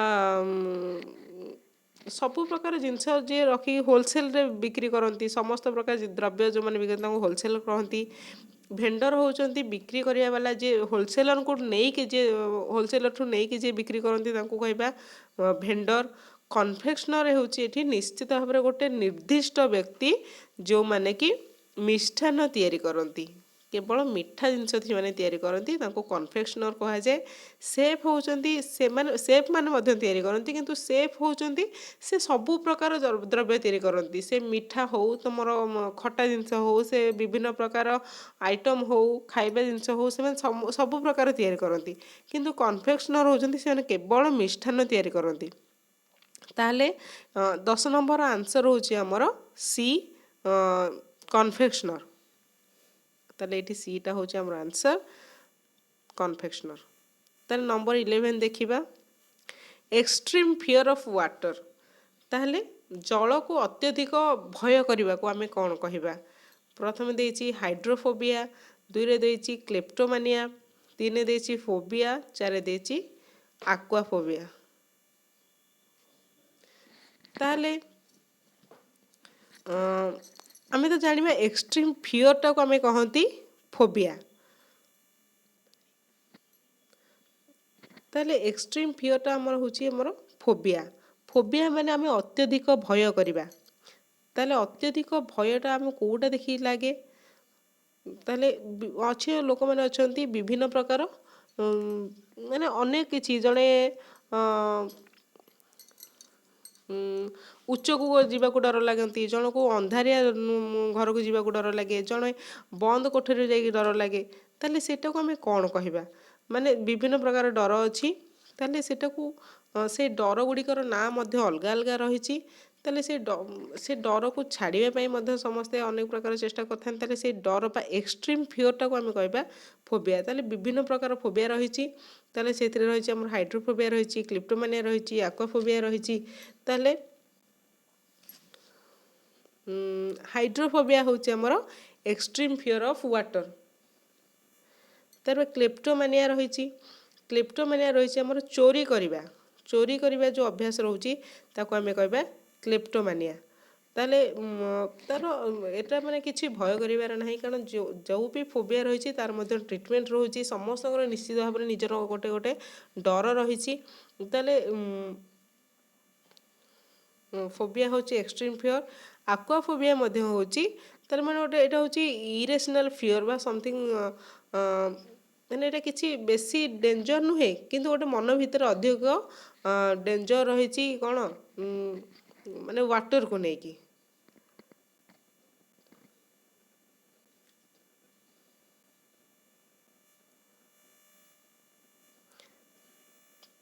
ତାପରେ ନେକ୍ସଟ ଦେଖିବା ଆମର someone who is satisfied with life in general। ତାହେଲେ ଯିଏ ନିଜ ଲାଇଫକୁ ନେଇକି ଜେନେରାଲି ଖୁସି ରହିଛି ତାକୁ ଆମେ କ'ଣ କହିବା? ତାକୁ ଅତ୍ୟଧିକ କିଛି ଦରକାର ନାହିଁ, ଯାହା ଅଛି ତା ଲାଇଫରେ ସେ ସେଥିରେ ଖୁସି, ତାହେଲେ ସେଇ ଲୋକଙ୍କୁ ଆମେ କ'ଣ କହିବା? ତାହେଲେ ଏଠି ଦେଇଛି ଆମର ଚାରିଟା ଅପସନ୍। ପ୍ରଥମେ କୋଅପରେଟିଭ୍, ଦ୍ୱିତୀୟରେ କଣ୍ଟେଣ୍ଟ, ତୃତୀୟରେ କଣ୍ଟେଣ୍ଟିୟସ୍, ଫୋର୍ଥରେ ହେଉଛି କଣ୍ଟେମ୍ପଲେଟିଭ୍। ତାହେଲେ ପ୍ରଥମ ଅପସନ୍ ଦେଖିବା କୋଅପରେଟିଭ୍। କୋଅପରେଟିଭ୍ ତ ନିଶ୍ଚିତ ଭାବରେ ଆମେ ଜାଣିଛନ୍ତି ସହଯୋଗ, ମାନେ ଯିଏ ସମସ୍ତଙ୍କ ସହିତ ମିଶିକି ରହିବାକୁ ଚାହାନ୍ତି, ସହଯୋଗ କରି ରହିବାକୁ ଚାହାନ୍ତି, କୋଅପରେଟିଭ୍ ତାଙ୍କୁ କହନ୍ତି। କଣ୍ଟେଣ୍ଟରେ ରହୁଛି ଆମର ଯିଏ ତୃପ୍ତ, ମାନେ ତାକୁ ଆଉ କିଛି ଦରକାର ନାହିଁ, ମୋତେ ଯାହା ମିଳିଲା ମୁଁ ସେଇଥିରେ ତୃପ୍ତ, ବା ମୋ ଲାଇଫରେ ମୋତେ ଯାହା ଅଛି ମୋତେ ଆଉ କିଛି ଅଧିକ ଆବଶ୍ୟକ ନାହିଁ, ଯାହା ଅଛି ମୁଁ ସେଥିରେ ଖୁସି, ତାଙ୍କୁ ଆମେ କଣ୍ଟେଣ୍ଟ ବୋଲି କହିବା। କଣ୍ଟେଣ୍ଟିୟସ୍ ହେଉଛି ଆମର ଆର୍ଗ୍ୟୁମେଣ୍ଟ, ମାନେ ଯେକୌଣସି କଥାରେ ଆମେ ଆର୍ଗୁମେଣ୍ଟ କରିବା, ଯୁକ୍ତି କରିବା, ସେଟାକୁ ଆମେ କଣ୍ଟେଣ୍ଟିୟସ୍ ବୋଲି କହିବା। କଣ୍ଟେମ୍ପଲେଟିଭ୍ ହେଉଛି କୌଣସି ବିଷୟରେ ବହୁତ ଭାବିବା, ମାନେ ଆମର ଗୋଟେ ଛୋଟ କଥାଟା ହେଲା ତା ବାବଦରେ ଅଧିକରୁ ଅଧିକ ଭାବିକି କଥାଟିର ଗୁରୁତ୍ୱକୁ ଅଧିକ ବଢ଼ାଇ ଦେବା, ତେଣୁ ତାକୁ ଆମେ କହିବା କଣ୍ଟେମ୍ପଲେଟିଭ୍। ତେଣୁ ଏଠି ଆମର ଯେଉଁ ଦେଇଛି ଯିଏ ନିଜ ଲାଇଫରେ ସାଟିସ୍ଫାଏ ରହୁଛି, ତାକୁ ଯାହା ମିଳିଛି ସେଥିରେ ସେ ଖୁସି, ସେଟା ହେଉଛି ଆମର କଣ୍ଟେଣ୍ଟ। ତାହେଲେ ଏଠି ଆମର 12 ନମ୍ବର ଆନ୍ସର ହେଉଛି ବି। ତାପରେ ନେକ୍ସଟ ଦେଖିବା 13 number, obsession with one particular thing. ତାହେଲେ ଗୋଟେ ଆମର ରହିଛି ଗୋଟେ ପର୍ଟିକୁଲାର ଥିଙ୍ଗ ରହିଛି, ଗୋଟେ ଜିନିଷକୁ ନେଇକି ଆମେ ଯଦି ଓବେସନ୍ କରିବା ତାହେଲେ ତାକୁ ଆମେ କ'ଣ କହିବା? ତାହେଲେ ତାର ଅପସନ୍ ରହିଛି ପାଇରୋମାନିଆ, ଇନସୋମନିଆ, ହାଇପୋମାନିଆ ଆଉ ମନୋମାନିଆ। ଦେଖିବା ସବୁଥିର ଅର୍ଥ କ'ଣ କ'ଣ। ପାଇରୋମାନିଆ ଅର୍ଥ କ'ଣ? ପାଇରୋମାନିଆ ହେଉଛି ଆମେ ଏଇଟା ମଧ୍ୟ ଗୋଟେ ମାନିଆ ବା ମାନେ ନିଜ ମନର ଗୋଟେ ଅଭ୍ୟାସ ଯେଉଁ କହନ୍ତି। ତାହେଲେ ପାଇରୋମାନିଆ ହେଉଛି ସବୁ ଜିନିଷକୁ ଜାଳି ପୋଡ଼ି ଦେବାର ଅଭ୍ୟାସ, ମାନେ ଯାହା ଦେଖିବେ ତାକୁ ମାନେ କେମିତି ଜାଳି ପୋଡ଼ିକି ଜାଳିଦେବା, ପୋଡ଼ିଦେବା, ସେଥିପାଇଁ ସେମାନେ ସବୁ କ'ଣ କରିବେ? ସେଥିପାଇଁ ସବୁବେଳେ ସେମାନେ ଚେଷ୍ଟା କରିବେ କେମିତି ଜାଳି ପୋଡ଼ିଦେବା। ଇନସୋମନିଆ ହେଉଛି ଆମର ନିଦ ନ ହେବା ବା ନିଦ୍ରାହୀନତା, ଯାହାକୁ ନିଦ ଲାଗୁନି, ରାତି ସାରା ସେ ଚାହୁଁଛନ୍ତି, ମାନେ ସେ ମାନେ ଚାହିଁଲେ ବି ଶୋଇବାକୁ ଶୋଇପାରିବେନି, ତାଙ୍କୁ ଆମେ କହିବା ତାଙ୍କର ଇନସୋମନିଆ ଡିଜିଜ୍ରେ ସେମାନେ ଆକ୍ରାନ୍ତ ହେଇଛନ୍ତି ବୋଲି। ତାର ଟ୍ରିଟମେଣ୍ଟ ମଧ୍ୟ ରହୁଛି, ତେଣୁ ଏଥିରେ କୌଣସି ବ୍ୟସ୍ତ ହେବାର ନାହିଁ। ଇନସୋମନିଆ ତାର ଟ୍ରିଟମେଣ୍ଟ ରହୁଛି। ହାଇପୋମାନିଆ ମାନେ ବିଭିନ୍ନ ପ୍ରକାର ହାଇପର ଆକ୍ଟିଭିଟି ସେମାନେ କରିବେ। ତାହେଲେ ଯେଉଁଟାକି କେବେ ଚିନ୍ତା କରିନଥିବ ଯେ ଗୋଟେ ଯାହାକୁ ହାଇପୋମାନିଆ ହେଇଛି ସେ ତା ନିଜ ଚିନ୍ତାଠାରୁ ଅଧିକ ହାଇପର ଆକ୍ଟିଭିଟି ସେମାନେ ସବୁ ଦେଖାନ୍ତି। ତାପରେ ରହିଛି ଆମର ମନୋମାନିଆ। ମାନେ ଗୋଟେ ବିଷୟାତ୍ମକ, ମାନେ ଗୋଟେ ବିଷୟୋନ୍ମାଦ ସେମାନେ, ମାନେ ଗୋଟିଏ ବିଷୟରେ ସେମାନେ ନେଇକି ବେଶୀ ଚିନ୍ତିତ, ବା ଯେକୌଣସି ଗୋଟିଏ ବିଷୟକୁ ନେଇକି ସେମାନେ ବେଶୀ କନସସ୍, ତେଣୁ ତାଙ୍କୁ କହନ୍ତି ମନୋମାନିଆ। ତାହେଲେ ଏଠି ମଧ୍ୟ ଦେଇଛି ଆମର ୱାନ୍ ପର୍ଟିକୁଲାର ଥିଙ୍ଗ, ଗୋଟିଏ ପର୍ଟିକୁଲାର ଥିଙ୍ଗକୁ ନେଇକି ଯେଉଁମାନେ ଅତି ଯତ୍ନଶୀଳ ବା ଅତି ସେମାନଙ୍କୁ ମନୋମାନିଆ ବୋଲି କୁହାଯାଏ। ତାହେଲେ 13ର ଏଠି ଆନ୍ସର ହେଉଛି ଆମର ଡି। ତାପରେ ଦେଖିବା next question, a person who eats human flesh, ଯିଏକି ମଣିଷ ମାଂସ ଭକ୍ଷଣ କରେ। ଯିଏକି ମଣିଷ ମାଂସ ଭକ୍ଷଣ କରେ ତାକୁ ଆମେ କ'ଣ କହିବା? ଏରେ ରହିଛି ଟ୍ରାଇବାଲ, ସ୍କାଭେଞ୍ଜର, କାର୍ନିବାଲ, କାର୍ନିଭର। ତାହେଲେ ଏଠି ଆମର ଚାରିଟା ଅପସନ୍ ରହିଛି। ଟ୍ରାଇବାଲଟା ଆମର ଦେଖିବା କ'ଣ? ଟ୍ରାଇବାଲଟା ତ ହେଉଛି ଆମର ଜନଜାତି, କାରଣ ସେମାନେ କେବଳ ମଣିଷ ମାଂସ ଖାଆନ୍ତିନି, ସେମାନେ ତ ସବୁକିଛି ଖାଆନ୍ତି। ଜନଜାତି ଯେଉଁମାନେ ରହିଲେ ଟ୍ରାଇବାଲ ଏରିଆରେ ଯେଉଁମାନେ ରହୁଛନ୍ତି ସେମାନେ ମଧ୍ୟ ଏବେ ଆମର ଫ୍ରଣ୍ଟ ଇୟରକୁ ଆସିଲେଣି। ସ୍କାଭେଞ୍ଜର ସ୍କାଭେଞ୍ଜର ମଧ୍ୟ ଆମର ଯେଉଁମାନେ ଅନ୍ୟର ଡେଡ୍ ଆନିମଲ୍କୁ ଖାଆନ୍ତି, ଯିଏ ମାନେ ଯେକୌଣସି ପଶୁପକ୍ଷୀ ମରିଗଲେ ତାଙ୍କର ମାଂସକୁ ଯିଏ ଖାଆନ୍ତି ସେମାନଙ୍କୁ ସ୍କାଭେଞ୍ଜର କୁହାଯାଏ। ତାପରେ ରହିଛି କ୍ୟାନିବାଲ। କ୍ୟାନିବାଲ ହେଉଛି ଆମର ଯିଏ ହ୍ୟୁମାନ୍ ମିଟ୍କୁ ଯିଏ ଖାଆନ୍ତି ବା ହ୍ୟୁମାନ୍ ଫ୍ଲେସ୍କୁ ଯିଏ ଖାଆନ୍ତି ସେମାନଙ୍କୁ କ୍ୟାନିବାଲ କୁହାଯାଏ। କ୍ୟାନିଭର ତ ଯିଏ ସବୁ ଆନିମଲ୍କୁ ଯିଏ ଖାଏ, ଅନ୍ୟ ଆନିମଲ୍କୁ ଯିଏ ଖାଏ ବଞ୍ଚିଥାଉ କି ସେ ମରିଯାଇଥାଉ, ତେଣୁ ସେମାନଙ୍କୁ କ୍ୟାନିଭର ବୋଲି କୁହାଯାଏ, ମାଂସାଶୀ ପ୍ରାଣୀ। ତେଣୁ କାନିବାଲ ହେଉଛି ଏଠି ଆମର ରାଇଟ୍ ଆନ୍ସର୍। ତାହେଲେ ନମ୍ବର 14 ଆନ୍ସର୍ ହେଉଛି ସି। ତାପରେ ନେକ୍ସଟ ଦେଖିବା number 15, a wooden drum in which beer or oil is stored. ତାହେଲେ ଗୋଟେ ଡ୍ରମ୍ ଅଛି ଉଡେନ୍ର, ସେ ଉଡେନ୍ ଡ୍ରମ୍ରେ ଆମର ବିୟର୍ କି ଅଏଲ୍ ଯାହା ଷ୍ଟୋର୍ କରି ରଖାହେଉଛି, ସେ ଷ୍ଟୋର୍ ବା ସେ ଡ୍ରମ୍ଟାକୁ ଆମେ କ'ଣ ବୋଲି କହିବା? ତାହେଲେ ଅପସନ୍ 1ରେ ରହିଛି କ୍ୟାଚେ, ବେଲ୍, ଗେଲ୍ ଆଉ ବ୍ୟାରେଲ୍। ତାହେଲେ ଏଇ ଚାରିଟା ଅପସନ୍ରୁ ଆମେ କ'ଣ କହିବା? କ୍ୟାଚେ ହେଉଛି ଆମର ଯେଉଁ କ'ଣ କହନ୍ତି ମାନେ କଲେକ୍ସନ୍ ଅଫ୍ ଆଇଟମ୍ସ, ଅନେକ ଗୁଡ଼ିଏ କଲେକ୍ସନ୍ ମାନେ ବିଭିନ୍ନ ପ୍ରକାର ଜିନିଷକୁ କଲେକ୍ସନ୍ କରିକି ଯେଉଁଠି ରଖାଯାଏ ତାକୁ ଆମେ କ୍ୟାଚେ କୁହାଯାଏ। ଆମେ ଫୋନ୍ରେ ସବୁବେଳେ କ୍ୟାଚେ ମେମୋରିକୁ ଆମେ ସବୁବେଳେ କ'ଣ ଯେଉଁ ଷ୍ଟୋର୍ ହେଇକି ରହୁଛି ତାକୁ ସବୁବେଳେ ଆମେ ରିମୁଭ୍ କରିଥାନ୍ତି। ଲ୍ୟାପଟପ୍ରୁ ମଧ୍ୟ କ୍ୟାଚେ ମେମୋରିକୁ ରିମୁଭ୍ କରାଯାଇଥାଏ। ତାହେଲେ ସେଇଟାକୁ ଆମେ କୁହାଯାଏ କ୍ୟାଚେ, ଅନେକ ଗୁଡ଼ିଏ ଷ୍ଟୋର୍ ଆଇଟମ୍। ତାପରେ ବେଲ୍, ବେଲ୍ ହେଉଛି ମଧ୍ୟ ଆମର ଯେଉଁ କହନ୍ତି ଗଣ୍ଠୁଲି କହନ୍ତି, ଯେଉଁ ଗଣ୍ଠୁଲି ହେଉ କିମ୍ବା ଗଣ୍ଡିରା ଯେଉଁ କହନ୍ତି, ବିଭିନ୍ନ ଅନେକ ଗୁଡ଼ିଏ ଜିନିଷକୁ ମାନେ ଏକଠା କରିକି ରଖିବା, ଯେଉଁ ଗଣ୍ଠିରି କରିକି ରଖିବା ଯେଉଁ ତାକୁ ଗଣ୍ଠୁଲି କୁହାଯାଏ, ତାକୁ ବେଲ୍ କୁହାଯାଏ ମଧ୍ୟ। ତାପରେ ହେଉଛି ଗେଲ୍। ଗେଲ୍ର ଅର୍ଥ ହେଉଛି ବହୁତ ଜୋରରେ ପବନ ବହିବା ବା ବାତ୍ୟା ହେବା, ଯେଉଁଟା ବାତ୍ୟାଟାକୁ ମଧ୍ୟ ଗେଲ୍ କୁହାଯାଏ। ତାପରେ ଆମର ରହିଛି ବ୍ୟାରେଲ୍। ବ୍ୟାରେଲ୍ ତାର ଅର୍ଥ ହେଉଛି ଆମର ଅନେକ ଯେଉଁଠି ଆମର ବିୟର୍ ହେଲା, ଅଏଲ୍ ହେଲା, ଯେଉଁଠି ଷ୍ଟୋର୍ କରି ରଖାଯାଏ ଗୋଟେ ଡ୍ରମ୍ଟେ, ତାକୁ ଆମେ ବ୍ୟାରେଲ୍ ମଧ୍ୟ କହନ୍ତି। ତାହେଲେ ଯେଉଁ କହନ୍ତି ବ୍ୟାରେଲ୍ର ଅଏଲ୍ ସବୁ ଆସୁଛି ଆମର ଯେତେବେଳେ ପେଟ୍ରୋଲ ଯାଉଛି ସବୁ ବ୍ୟାରେଲ୍ରେ ଯାଉଛି, ତାହେଲେ ତାକୁ ଆମେ କହନ୍ତି ବ୍ୟାରେଲ୍। ତାହେଲେ ଏଠି ଆନ୍ସର୍ ହେବ 15ର ଡି, ବ୍ୟାରେଲ୍। ତ ନେକ୍ସଟ କ୍ୱେଶ୍ଚନ୍ ଦେଖିବା, a system of government in which priests rule is the name of gods or a god. ତାହେଲେ ଯେଉଁଠି ଆମର ପୂଜକମାନଙ୍କର ରୁଲ୍ ଚାଲିଥାଏ, ପୂଜକମାନଙ୍କର ମାନେ ଭଗବାନମାନଙ୍କର ନାଁରେ ପୂଜକମାନଙ୍କର ଯାହା ଆଦେଶ ବା ଯାହା ଶାସନ ସେଇଟା ଚାଲିଥାଏ ତାକୁ ଆମେ କ'ଣ କହିବା? ଆରିଷ୍ଟୋକ୍ରାସି, ଓଲିଗ୍ରାସି, ଥିଓକ୍ରାସି ଆଉ ପ୍ଲୁଟୋକ୍ରାସି। ତାହେଲେ ଏଠି ଚାରିଟା ଅପସନ୍ ଦେଇଛି, ଆରିଷ୍ଟୋକ୍ରାସି, ତାପରେ ରହିଲା ଆମର ଓଲିଗ୍ରାସି, ତାପରେ ରହିଲା ଆମର ଥିଓକ୍ରାସି, ତାପରେ ରହିଲା ପ୍ଲୁଟୋକ୍ରାସି। ତାହେଲେ ଆରିଷ୍ଟୋକ୍ରାସି କ'ଣ? ଆରିଷ୍ଟୋକ୍ରାସି ମାନେ ଯେଉଁମାନେ କହିବେ ଆମେ ସମ୍ଭ୍ରାନ୍ତ ବ୍ୟକ୍ତି ଲୋକ, ଯେଉଁମାନେ ଜନ୍ମରୁ ଜଣେ ସମ୍ଭ୍ରାନ୍ତ ଶ୍ରେଣୀର ଲୋକମାନଙ୍କୁ ଆମେ ଆରିଷ୍ଟୋକ୍ରେଟ୍ ବୋଲି କୁହାଯାଏ। ଆରିଷ୍ଟୋକ୍ରାସି ସେମାନଙ୍କୁ କୁହାଯାଏ ସମ୍ଭ୍ରାନ୍ତ ବ୍ୟକ୍ତିମାନଙ୍କୁ। ତାପରେ ରହିଲା ଆମର ଓଲିଗ୍ରାସି। ଓଲିଗ୍ରାସି ହେଉଛି ଆମର ଗୋଟେ ଛୋଟ ଛୋଟ ଦଳ ବା ଛୋଟ ଛୋଟ ଗ୍ରୁପ୍, ଯେଉଁମାନେ କି ଆମର ଗୋଟେ ଏରିଆକୁ କଣ୍ଟ୍ରୋଲ କରିଥାନ୍ତି ବା ଗୋଟେ ଏରିଆକୁ ଶାସନ କରିଥାନ୍ତି, ସେମାନଙ୍କୁ ଓଲିଗ୍ରାସି ବୋଲି କୁହାଯାଏ। ତାପରେ ହେଉଛି ଥିଓକ୍ରାସି। ଥିଓକ୍ରାସି ହେଉଛି ଆମର ଭଗବାନ ବା ଈଶ୍ୱରଙ୍କ ସମ୍ବନ୍ଧିତ, ଥିଓ ହେଉଛନ୍ତି ଆମର ଈଶ୍ୱରଙ୍କ ସମ୍ବନ୍ଧିତ, ବା ଯେଉଁଟାକି ଆମର ଏଠି ଆନ୍ସର୍ ହେବ, କାରଣ ପ୍ଲୁଟୋକ୍ରାସିର ଅର୍ଥ ହେଉଛି ମାନେ ଧନୀ ଲୋକମାନେ ଯେଉଁ ସରକାରକୁ ଚଲାଇଥାନ୍ତି ସେମାନଙ୍କୁ ପ୍ଲୁଟୋକ୍ରାସି ବୋଲି କହିଥାଏ, ବା ଧନିକ ଶ୍ରେଣୀର ଲୋକମାନେ ଯେଉଁ ଗଭର୍ଣ୍ଣମେଣ୍ଟକୁ ପରିଚାଳନା କରାଯାଏ ସେମାନଙ୍କୁ ପ୍ଲୁଟୋକ୍ରାସି କୁହାଯାଏ, ସେ ଧନିକ ବ୍ୟକ୍ତିମାନଙ୍କୁ। ତାହେଲେ ଏଠି ଥିଓକ୍ରାସି ହେଉଛି ଏଠି ଆମର ଯାହା ଦେଇଛି, ଯିଏକି priest rule in the name of god or goddess, ମାନେ କ'ଣ ସେମାନଙ୍କ ନାଁରେ ଆମର ଯେଉଁ ସରକାର ଚଲାଯାଏ ବା ଭଗବାନଙ୍କ ନାଁରେ, ତାକୁ ଆମେ ଥିଓକ୍ରାସି ବୋଲି କହିବା। ତାହେଲେ ଏଠି ଆନ୍ସର୍ ହେଉଛି ଆମର ରାଇଟ୍ ଆନ୍ସର୍ ହେବ ନମ୍ବର ସି। ତାପରେ ନେକ୍ସଟ କ୍ୱେଶ୍ଚନ୍ ଦେଖିବା number 17, a place where fish are kept. ଯେଉଁଠି ମାଛମାନଙ୍କୁ ରଖାଯାଇଥାଏ ସେଇ ଜାଗାକୁ ବା ସେଇ ସ୍ଥାନକୁ କ'ଣ କୁହାଯାଏ? ନମ୍ବର 1ରେ ରହୁଛି ଆଭିଆରୀ, ଆକ୍ୱାରିୟମ୍, 2ରେ ରହୁଛି, 3ରେ ରହୁଛି ହର୍ବାରିୟମ୍, 4ରେ ରହୁଛି ଇନସେକ୍ଟ୍ରିୟମ୍।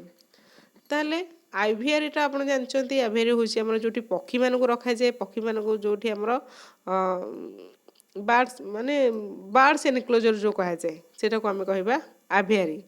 ଆକ୍ୱାରିୟମ୍ ହେଉଛି ଆମର ଯେଉଁଠି ମାଛମାନଙ୍କୁ ରଖାଯାଏ, ଆମର ଘରମାନଙ୍କର ସବୁ ସଜାଇକି ରଖାଯାଏ ବିଭିନ୍ନ ପ୍ରକାର ମାଛମାନଙ୍କୁ, ଯେଉଁଟାକି ଶୁଭ ବୋଲି ମଧ୍ୟ ମନାଯାଏ, ତାକୁ ଆମେ ଆକ୍ୱାରିୟମ୍ କହିବା।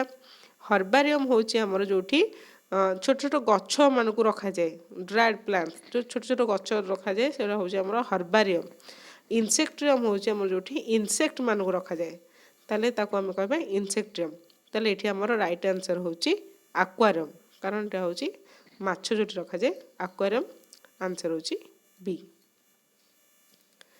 ନେକ୍ସଟ କ୍ୱେଶ୍ଚନ୍ ଦେଖିବା number 18। Instruments used for coding and decoding messages. ତାହେଲେ ଯେଉଁ ଇନଷ୍ଟ୍ରୁମେଣ୍ଟଟା ଆମର କୋଡ଼ିଂ ହେଲା ଆଉ ଡିକୋଡ଼ିଂ ହେଲା ତାକୁ ୟୁଜ୍ କରିବା ପାଇଁ ବା ତାକୁ ଜାଣିବା ପାଇଁ ଯେଉଁ ଇନଷ୍ଟ୍ରୁମେଣ୍ଟ ୟୁଜ୍ କରାଯାଏ ତାକୁ ଆମେ କ'ଣ କହିବା? ପ୍ରଥମେ ରହିଛି ଆମର କ୍ରେସ୍କୋଗ୍ରାଫ, ଦ୍ୱିତୀୟ ରହିଛି ଆମର କାର୍ଡ଼ିଓଗ୍ରାଫ, ତୃତୀୟ ରହିଛି କ୍ରିପ୍ଟୋଗ୍ରାଫ, ଚତୁର୍ଥ ରହିଛି କ୍ରୋନୋମିଟର। ତାହେଲେ କ୍ରେସ୍କୋଗ୍ରାଫ କ'ଣ? କ୍ରେସ୍କୋଗ୍ରାଫ ଆମେ କ'ଣ କହିବା? ଯିଏକି ଆମର ପ୍ଲାଣ୍ଟର ଗ୍ରୋଥ୍ କେତେ ହେଲା ସେ କହିବ। ଯେଉଁ ଇନଷ୍ଟ୍ରୁମେଣ୍ଟ ସାହାଯ୍ୟରେ ଆମର ପ୍ଲାଣ୍ଟ ବା ଗଛମାନଙ୍କର ଗ୍ରୋଥ୍ କେତେ ହେଉଛି, କେତେ ପରିମାଣରେ ହେଉଛି ତାକୁ ମପାଯାଏ, ତାକୁ କ୍ରେସ୍କୋଗ୍ରାଫ ବୋଲି କୁହାଯାଏ। କାର୍ଡ଼ିଓଗ୍ରାଫ ହେଉଛି ଆମର ହାର୍ଟର ଆକ୍ଟିଭିଟି ବା ହାର୍ଟ ମସଲ୍ର ଆକ୍ଟିଭିଟି ଯେଉଁଟା ରେକର୍ଡ଼ କରେ, ବା ହାର୍ଟ ମସଲ୍ର ଆକ୍ଟିଭିଟି ଆମେ ଯେଉଁ ଇନଷ୍ଟ୍ରୁମେଣ୍ଟ ସାହାଯ୍ୟରେ ଜାଣିପାରନ୍ତି ତାହା କେତେ ରେକର୍ଡ଼ କରୁଛି, କେତେ ଅଛି କେତେ ନାହିଁ, ଠିକ୍ ଅଛି କି ନାହିଁ ଆମେ କାର୍ଡ଼ିଓଗ୍ରାଫି କରିକି ଜାଣନ୍ତି। କାର୍ଡ଼ିଓଗ୍ରାଫ ହେଉଛି ଆମର ହାର୍ଟ ସମ୍ବନ୍ଧୀୟ, ତାକୁ ଆମେ ଯେଉଁ ଇନଷ୍ଟ୍ରୁମେଣ୍ଟ ବ୍ୟବହାର କରାଯାଏ ତାକୁ ଆମେ କୁହାଯାଏ କାର୍ଡ଼ିଓଗ୍ରାଫ। କ୍ରିପ୍ଟୋଗ୍ରାଫ କ୍ରିପ୍ଟୋଗ୍ରାଫ ହେଉଛି ଆମର ଯେଉଁ ଇନଷ୍ଟ୍ରୁମେଣ୍ଟ ଯେଉଁଥିରେ ଆମେ କୋଡ଼ିଂ ଆଉ ଡିକୋଡ଼ିଂ ମେସେଜ ଜାଣିପାରନ୍ତି। ଆଉ କ୍ରୋନୋମିଟର ହେଉଛି ଆମର ଇନଷ୍ଟ୍ରୁମେଣ୍ଟର ଟାଇମ୍କୁ ଠିକ୍ ଭାବରେ ମେଜର କରୁଥିବା ମେସିନ୍। ମାନେ ଆମର ଯେଉଁ ଯେକୌଣସି ଇନଷ୍ଟ୍ରୁମେଣ୍ଟ ଆମେ ୟୁଜ୍ କରୁଛନ୍ତି ବା ତାର ଟାଇମ୍କୁ ଆମେ ଠିକ୍ ଭାବରେ ମେଜର କରୁଛନ୍ତି ବା ତାର ଟାଇମ୍କୁ ଆକୁରେଟ୍ ଭାବରେ ଯିଏ ମେଜର କରିବ ଯେଉଁ ମେସିନ୍ ତାକୁ ଆମେ କହିବା କ୍ରୋନୋମିଟର। ତାହେଲେ ଏଠି ଆମର ରହୁଛି କୋଡ଼ିଂ ଡିକୋଡ଼ିଂ, ଯିଏକି ଆମର ଯେଉଁ ଇନଷ୍ଟ୍ରୁମେଣ୍ଟ ସାହାଯ୍ୟରେ କରାଯାଇଥାଏ ତାକୁ ଆମେ କହିବା କ୍ରିପ୍ଟୋଗ୍ରାଫ। ତାହେଲେ ଏଠି ରାଇଟ୍ ଆନ୍ସର୍ ହେଉଛି ସି। ନେକ୍ସଟ କ୍ୱେଶ୍ଚନ୍ ଦେଖିବା question number 19। Animals living in flocks. ତାହେଲେ ଯେଉଁ ଆନିମାଲ ମାନେ ବା ମାନେ ଦଳ ଦଳ ହେଇକି ଯେଉଁମାନେ ରହୁଛନ୍ତି, ଯେଉଁ ଆନିମାଲ ମାନେ ଦଳ ଦଳ ହେଇକି ରହନ୍ତି ତାଙ୍କୁ କ'ଣ କୁହାଯାଏ? ବା ଦଳ ଦଳ ବା ଗୋଷ୍ଠୀରେ ଯେଉଁମାନେ ରହୁଛନ୍ତି, ଏକୁଟିଆ ନ ରହିକି ଅନେକ ଗୁଡ଼ିଏ ଆନିମାଲ ଏକା ସାଙ୍ଗେ ରହୁଛନ୍ତି ବା ଦଳ ହେଇକି ରହୁଛନ୍ତି, ତାଙ୍କୁ କ'ଣ କୁହାଯିବ?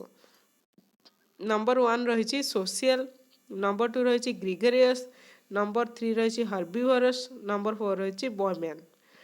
ତାହେଲେ କ'ଣ କହିବା ତାଙ୍କୁ? ସୋସିଆଲ ହେଉଛନ୍ତି ଆମର ଯେଉଁମାନେ ସାମାଜିକ ଭାବରେ, ନିଶ୍ଚିତ ଭାବରେ ଆମେ ସାମାଜିକ ପ୍ରାଣୀ, ତେଣୁ ଆମେ ସମାଜରେ ରହୁଛନ୍ତି କିନ୍ତୁ ଆମେ ଏକାଠି ସମସ୍ତେ ରହୁଛନ୍ତି କିନ୍ତୁ ଦଳ ଦଳ ହେଇକି ରହୁନାହାନ୍ତି, ତେଣୁ ଏଇଟା ସୋସିଆଲ କେବେ ହେବ ନାହିଁ। ଗ୍ରିଗାରିୟସ୍ ହେଉଛି ଯେଉଁମାନେ ଦଳ ଦଳ ହେଇକି ରହନ୍ତି ବା ଗୋଷ୍ଠୀରେ ରହୁଥିବା ସେମାନଙ୍କୁ ଗ୍ରିଗାରିୟସ୍ ବୋଲି କୁହାଯାଏ। ହର୍ବିଭରସ୍ ହେଉଛି ଆମର ଯେଉଁମାନେ ଶାକାହାରୀ ପ୍ରାଣୀ, କାର୍ନିଭରସ୍ ହେଉଛି ମାଂସାଶୀ, ହର୍ବିଭରସ୍ ହେଉଛି ଶାକାହାରୀ ପ୍ରାଣୀ।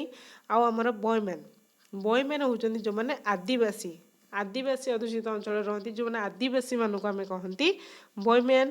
ସେମାନଙ୍କର ଗୋଟେ ସ୍ୱତନ୍ତ୍ର ନାଁ ରହିଛି। ତେଣୁ ଏଠି ଆମର ଆନିମାଲ ଯିଏମାନେ ଆମର ରହୁଛନ୍ତି ଫ୍ଲକ୍ସରେ ଦଳ ହେଇକି ଯେଉଁମାନେ ରହନ୍ତି ତାଙ୍କୁ ଆମେ କହିବା ଗ୍ରିଗାରିୟସ୍। ତାହେଲେ ଏଠି ଆନ୍ସର୍ ହେଉଛି B. Next 20। Power of reading thoughts of others. ମାନେ ଅନ୍ୟ ଜଣର ମନର ଭାଷାକୁ ବା ଅନ୍ୟ ଜଣଙ୍କର ଚିନ୍ତାକୁ ପଢ଼ିବାର ଯେଉଁ ସକ୍ଷମ ରଖିଥାନ୍ତି ବା ଯେଉଁମାନେ ପଢ଼ିପାରନ୍ତି ସେମାନଙ୍କୁ ଆମେ କ'ଣ କହିବା? ବା ସେଇ ପାୱାରଟାକୁ କ'ଣ କହିବା? ଯିଏ ପଢ଼ିପାରନ୍ତି ତାଙ୍କର ସେଇ କ୍ଷମତାଟାକୁ ଆମେ କ'ଣ କହିବା? 1 ରହୁଛି ମିଡ଼ିୟମ୍, ଇନଷ୍ଟିଙ୍କ୍ଟ, 2ରେ ରହୁଛି, 3ରେ ରହୁଛି ଟେଲିପାଥି, 4ରେ ରହୁଛି ଆଷ୍ଟ୍ରୋଲୋଜି। ମିଡ଼ିୟମ୍ ତ କେବେ ବି ନୁହେଁ, କାରଣ ମିଡ଼ିୟମ୍ ହେଉଛି ଗୋଟେ ସାଧନ, ତାହେଲେ ମିଡ଼ିୟମ୍ ହେଉଛି ଗୋଟେ ସାଧନ। ଇନଷ୍ଟିଙ୍କ୍ଟ ହେଉଛି ଆମର ପୂର୍ବ ଭାଷା, ଆଉ ଟେଲିପାଥି ହେଉଛି ଯିଏ ମନର ଭାଷାକୁ ବିନା ମାଧ୍ୟମରେ ବା ବିନା କୌଣସି ଇନ୍ଦ୍ରିୟ ଦ୍ୱାରା ବା ଯିଏ ଅନ୍ୟ ଜଣର ମନର ଭାବକୁ ବା ଭାଷାକୁ ଯିଏ ପଢ଼ିପାରନ୍ତି, ଜଣଙ୍କର ଚିନ୍ତାକୁ, ଜଣଙ୍କର ମାଇଣ୍ଡକୁ ଯେଉଁ ପଢ଼ିପାରନ୍ତି ତାକୁ ଆମେ କହନ୍ତି ଟେଲିପାଥି। ଆଷ୍ଟ୍ରୋଲୋଜି ହେଉଛି ଆମର ଜ୍ୟୋତିଷ ଶାସ୍ତ୍ର। ତାହେଲେ ଏଠି ମିଡ଼ିୟମ୍ ହେବନି, ଇନଷ୍ଟିଙ୍କ୍ଟ ହେବନି, ଆଷ୍ଟ୍ରୋଲୋଜି ବି ହେବନି, ହେବ ଆମର ଟେଲିପାଥି। ତାହେଲେ ରାଇଟ୍ ଆନ୍ସର୍ ହେଉଛି 20ର ସି। नेक्स्ट क्वेश्चन देखिबा 21 द हाईएस्ट पॉइंट सबुठारु हाईएस्ट पॉइंट को आमे कौन कहबा नंबर 1 पैराडाइज 2 नादिर 3 होची 3 हरिजन 4 होची जेनिथ ताले सबुठारु आमर हाईएस्ट पॉइंट जोटा कि आमर रहिची हरिजन होची आमर पैराडाइज आमे बा हरिजन पैराडाइज होची आमर स्वर्ग जोटा कहंती स्वर्ग को पैराडाइज बोली कहबा नंबर 2 होची नादिर नादिर होची आमर पतन जाइबा बा लोएस्ट पॉइंट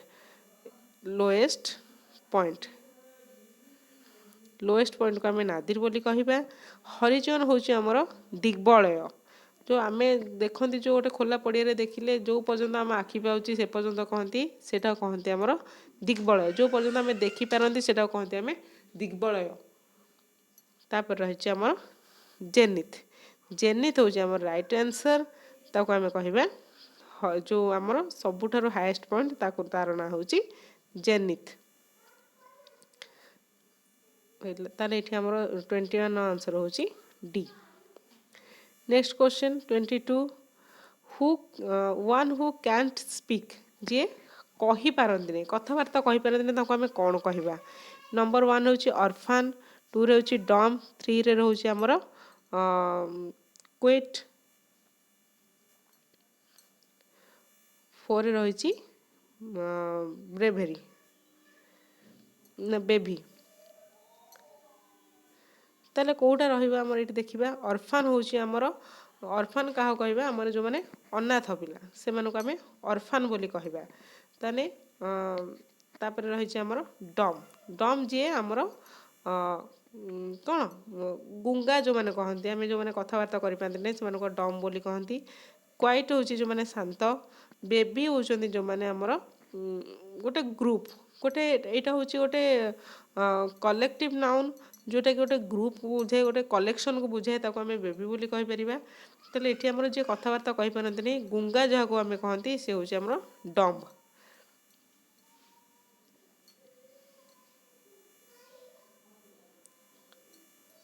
ताले 22 रा आंसर होची हमर बी नेक्स्ट रहिला हमर 23 one who is unable to read and write जी आमर लेखि पारंती नहीं कि पढ़ी पारंती नहीं तांको आमे कोन कहिबा नंबर ए रे रहिची इलिजिबल बी रे रहिची फ्रुगल सी रे होची इनकम्प्रेहेंसिबल डी रे रहिची इलिटरेट तले जी आमर पढ़ी पारंती नहीं प्रथमे रहिची इलिजिबल इलिजिबल माने होची आमर अनक्लियर बा अस्पष्ट ताको आमे कहबा इलिजिबल तापरे फ्रुगल रहिची फ्रुगल होची बा जे जत्नशील व्यक्ति मानको फ्रुगल बोली आमे कहि परिबा तेनु फ्रुगल भी केबे हबो नाही इनकम्प्रेहेंसिबल में आमे माने जोटा आमे कोटा आमे बुझी पारनाते आमे बुझीबा बाहर जोटा जेटा आमे कहबा इनकम्प्रेहेंसिबल इलिटरेट होची हमर अशिक्षित अशिक्षित माने जे हमर पढ़ी पारंती नाही कि लेखि पारंती नाही ताको आमे कहबा इलिटरेट तने 23 रो आंसर होची हमर डी नेक्स्ट देखिबा 24 a person with no fix abode ताहले गोटे लोक एमिति ताकर कोनोसी गोटे स्थान रे से स्थायी भाव रे रहंती नाही ताले ताको हमें कोन कहिबा ताले नंबर 1 रहिची क्रॉसडर नंबर बी रे रहिची नोमाड सी रे रहिची टूरिस्ट डी रे रहिची आर्टिस्ट ताहले कोटा हबो या भितरु क्रसेडर होची हमर योद्धा जे माने युद्ध करंती किंतु से माने तो गोटे स्थान रे घुरी माने रहंती सेटा नुहे युद्ध करंती से माने मते ताकर स्थान रहिची जो जे कोनोसी स्थान रे युद्ध करबे से स्थान रे से माने रहिबे तेनु एटा केबे भी हबो नाही तापरे नोमाड रहिची नोमाड रो अर्थ होची घुरी बोलिबा ताले नोमाड रो अर्थ होची घुरी बुलिबा जोटा कि हम देछि कोनोसी गोटे नो फिक्स एबड गोटे स्थान नथिबो फिक्स हे के से रहउ नथिबे जोटा कि नोमाड सहित मिसुची टूरिस्ट होची पर्यटक से माने माने से माने बुलिबा को जानती ना कि तार अर्थ न जे से मानकर घर नाही से गोटे स्थान रहंती नै से माने जे कोनोसी स्थान को बुलिबा को जानती हम से पर्यटक बोली कहिबा किंतु एठी हमर टूरिस्ट हबो नाही क्रॉसडर भी हबो नाही नोमाड ठीक हबो आर्टिस्ट होची कलाकार तेनु एठु कलाकार भी हबो नाही तेनु जहार नो फिक्स एबड बा गोटे स्थान जे रहंती नै से होचंदी नोमाड हमर 24 आंसर होची बी। नेक्स्ट क्वेश्चन देखिबा 25 the state of growing to maturity माने गोटे मैच्योरिटी आड़ को ग्रो करवा जो अवस्थाटा ताको आमे कौन कहबा। ए रे रही आडोलसेंस, बी रे रही इनोसेंस, सी रे रही इमिग्रेंट, डी रे रही आपर थ्रेड। ताले एटा हम कौन कहबा। आडोलसेंस होची हमरो किशोर अवस्था। ताले हमरो किशोर अवस्था जोटा कि आमे गोटे हमरो बाल्य अवस्था रु आमे यौवन अवस्था, यौवन रु किशोर अवस्था जानते आमे गोटे सेंस रु आमे गोटे मैच्योरिटी पाती बा आमे मैच्योरिटी आड़ को ग्रो करती सेटा होची हमरो आडोलसेंस। तापर इनोसेंस तो होची आमे जोटा कहती मासूम माने किसी जोना किसी जानी न थांती किसी माने छंद कपड़ जान न थांती जो कहती मासूम जोटा कहती सेटा को इनोसेंस आमे कहबा। इमिग्रांट माने होची हमरो आप्रवासी जो माने देशांतर जाके रही थांती से माने को आमे इमिग्रांट बोली कहबा। आपर थ्रेड होची हमरो जो हमरो रंग भेदभाव जोटा कला गोरा रंग भेदभाव जोटा सेटा को आपर थ्रेड बोली मध्य कहबा। ताले एठी हमरो the state of growing to maturity हबो आडोलसेंस। ताले 25 रा ठीक आंसर होची ए। नेक्स्ट देखिबा 26 समथिंग व्हिच लास्ट्स फॉरएवर जे कि सबुदिन पई लास्टिंग करे जोटा कहती जोटा कि सबुदिन पई रही थाए। ताले एटा हम कहबा स्थायी भाव रे जोटा रही थाए। ताले एटी हमरो ऑप्शन ए रही एनुअल, बी रे रही टेम्पोरल, सी रे रही पेरिफेरल, डी रे रही एथर्नल। ताले एटर्नल होची एनुअल होची हमरो वार्षिक सेटा केबे भी सबुदिन पई लास्ट माने स्थायी भाव रे रहे नाही। तापर होची टेम्पोरल, टेम्पोरल होची माने हमरो अस्थायी। ताले हमरो जो व्हिच लास्ट फॉरएवर एटा होची जो स्थायी तारो एटा होची एंटीनोमी अस्थायी। पेरिफेरल, पेरिफेरल होची माने गोटे गोटे वस्तु जहाँ माने धार रे अवस्थित माने पेरिफेरी जो कहती धार रे अवस्थित सेटा होची हमरो पेरिफेरल। तापर होची एटर्नल, एटर्नल टी हमरो राइट आंसर जे कि हमरो सब बेले स्थायी जो रही थाए होची लास्ट फॉरएवर तार आंसर होची एटर्नल। 26 रा आंसर होची हमरो डी। नेक्स्ट क्वेश्चन देखिबा 27 medicine given to counteract a person. ताले गोटे लोक को काउंटरएक्ट करिया पई जो मेडिसिन दिया जाए से मेडिसिन को हमें कौन कहबा। सॉरी एठी टिके स्पेलिंग मिस्टेक हो जाइए। जो मेडिसिन हम देछि काउंटरएक्ट ए पर्सन नुहे एटा हबो हमरो पॉइजन। ताले गोटे विष को काउंटरएक्ट करिया पे जहाँ दिया जाइए ताको हमें कौन कहबा बा पॉइजन को हमरो जो दिया जाए काउंटरएक्ट करिया पे ताको हमें कहबा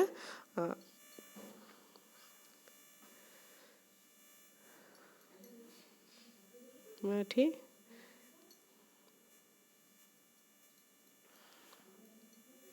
पर्सन नुहे हमर एठी हबो पॉइजन।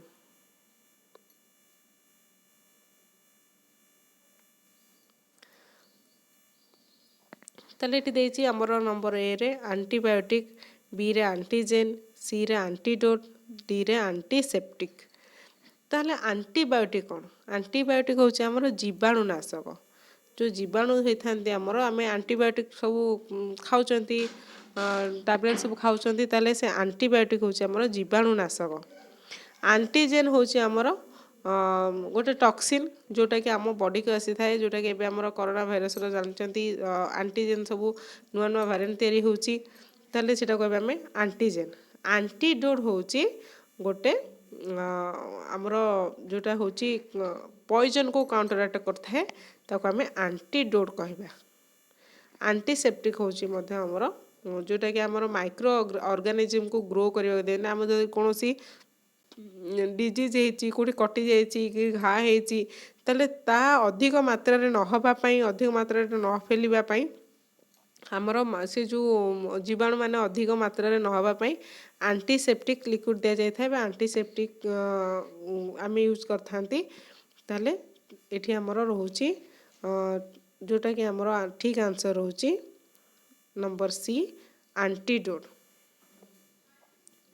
तब नेक्स्ट क्वेश्चन देखिबा 28 a young child just beginning to walk ताले गोटे छोट छुआ माने चलवा पूर्वर जो चलवा पूर्वर तार से जो अवस्था को आम कौन कहवा a young child just beginning to walk ताले ए रे होची किड बी रे रही टोडलर सी रे रही कप डी रे रही जय ताले किड होची हमरो छोट छुआ माने बेबी गोट जो कहते आम किड बोली कहवा टोडलर होची जे जस्ट एटार आंसर होची जे चलवा माने चलवा पूर्व अवस्था होची हमरो टोडलर जो गुरुंडीवा अवस्था जो माने आंठे आंठे हांबुड़ी की जो जानती सेटा को आम टोडलर बोली कहती कब होची हमरो बेबी लायन और जय होची हमरो बेबी कंगारू कंगारू बेबी को जय बोली कह जाए ताले एठी हमर रही राइट आंसर होची 28 रो बी टोडलर।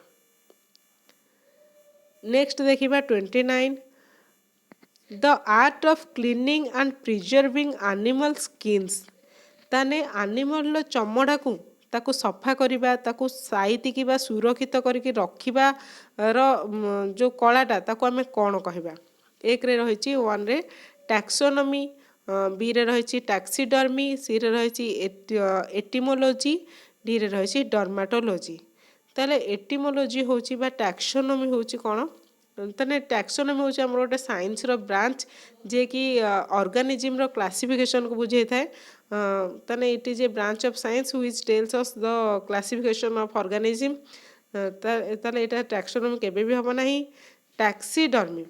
टैक्सीडर्मी होची हमर the art of cleaning and preserving animal skins ताको हम टैक्सीडर्मी कहबा। एटिमोलॉजी होची हमर the study of origin of words माने वर्ड रो ओरिजिन टा को पढ़ीबाटा को आमे कहबा एटिमोलॉजी। डर्माटोलॉजी तो आमे जानिचंती स्टडी ऑफ स्किन को आमे डर्माटोलॉजी कहंती तेनु एठी हमर टैक्सोनॉमी हबो नाही एटिमोलॉजी हबो नाही डर्माटोलॉजी हबो नाही हमर ठीक आंसर होची टैक्सीडर्मी तले 29 नो आंसर होची बी। नेक्स्ट क्वेश्चन देखिबा the last question the statistical study of the population आमर जनसंख्या बा जनगणना को कौन कह जाए स्टैटिस्टिकल स्टडी ऑफ पॉपुलेशन जनगणना जो होची आमर 10 वर्ष रे थरे जनगणना होता है ताले जनगणना को आम कौन कहबा नंबर 1 रही सोशियोलॉजी बी रे रही डेमोग्राफी सी रे रही एंथ्रोपोलॉजी डी रे रही साइकोलॉजी ताले सोशियोलॉजी होची आमर सामाजिक विज्ञान सोसाइटी उपर आम पाठ पढ़ुंट से आम सोशियोलॉजी कहबा जोटा कि जनगणना उपर हो न थाए तापर डेमोग्राफी निश्चित भाव राइट आंसर जनगणना संबंधी विज्ञान को डेमोग्राफी कह जाए।